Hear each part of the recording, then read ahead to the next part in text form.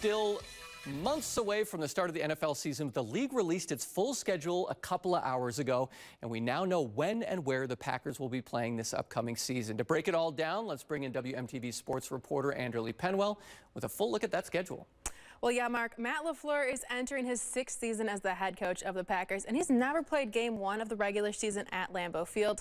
Well, that one is about to change. On September 7th, the Packers open the season taking on the Detroit Lions in Green Bay. Then a couple days later, on the 11th, the Washington Commanders are coming to town for a Thursday night game. The first road game of the season will be against the Cleveland Browns on the 21st. Coming later on the 28th, they'll be headed to Dallas for a Sunday night game against the Cowboys. That will air right here on WMTV 15 News. On October 12th, Joe Burrow, my guy, and the Cincinnati Bengals come into town for an AFC North crossover game. Then the 19th, the Green and Gold back on the road to take on the Arizona Cardinals. One game to be on the lookout for is this October 26th game against the Pittsburgh Steelers. Some reports point to former Packers quarterback Aaron Rodgers possibly becoming a Steeler, so that could be an interesting dynamic.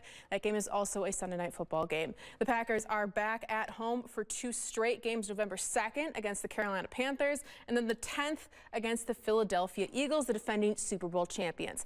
On the 16th, the Packers head to the Big Apple to take on the New York Giants. The end of November and early parts of December are important because the Packers take on 3 straight NFC North teams, starting with the Vikings on the 23rd. That one is a home game. The Lions again on the 27th, which will be on the road. It'll also be the 3rd straight year the Packers play on Thanksgiving.